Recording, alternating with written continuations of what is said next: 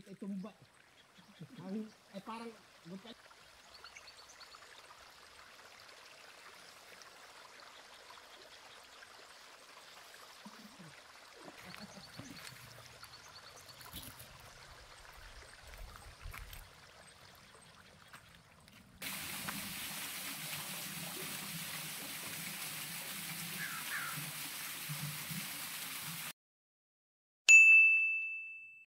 Isang magandang araw sa ating lahat mga kaprobinsya, panibagong vlog, panibagong araw na naman at panibagong lugar yung ating pupuntahan ngayon din sa bundok sa lugar ng misis ko.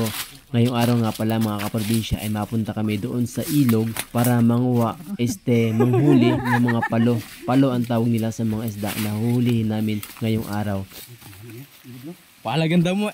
Pero bago yun, dumaan muna kami sa pasalunga at palusong na daan para makapunta kami dun sa ilog. At pagdating nga namin dito ay ito, naispatan kaagad natin yung mini falls na talaga namang napakalamig ng tubig at pwede tayong maligo dito. At pagkatapos nga namin makita yung falls na maliit na yun ay heto, pinawaan ko naman ng video yung paligid at yung mga ginagawa ng kasama ko kung paano manghuli ng isdang palo na dito lang din mahuhuli sa ilog na ito. At ito nga, may dala kami ditong tingting. Sa dulo niyan tingting na yan ay meron niyang pain at hahanap pa dito ng mga butas na pwedeng doon ay nakatago yung mga isda na kakagat dun sa ating pain.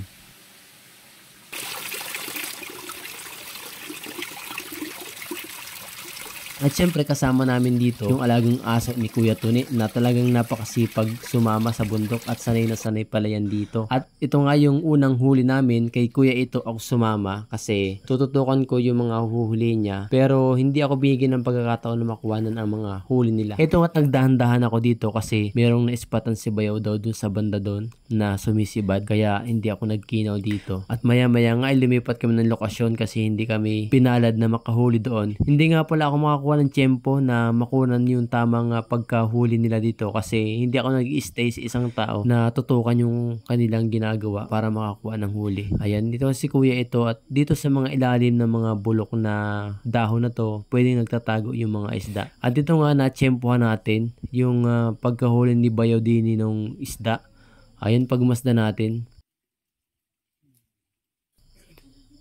May sumisibad daw dyan eh.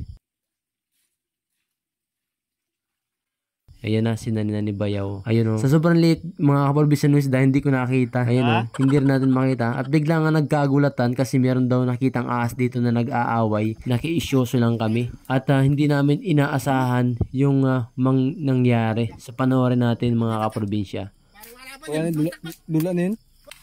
Ayan, hinahabol kami ng isa sa mga ahas na nag-aaway kaya para sa aming proteksyon ay binato nung kasama ko para hindi makalapit sa amin. Pagkatapos na iniwan na rin namin yung mga ahas doon kasi nga habitat nila yung bundok. At dito nga mga kapapisya sa part na to, naka-spot tayo, naka-video tayo ng isaktong paghuli ni Bayaw ng isda. Ayan o, makikita nyo na sa dulo ng tingting. Ganyan yung panghuhuli ng isda dito sa bundok. Ang tawag niya dito ay kulikot nila yung tingting.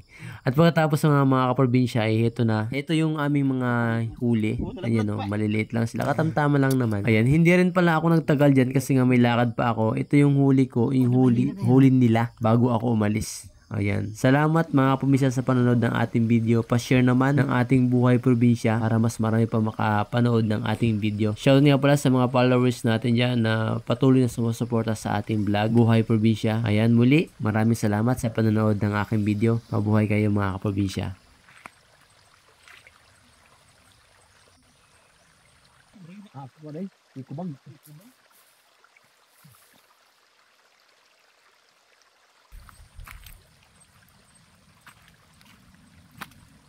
Huli nila, hindi ko huli.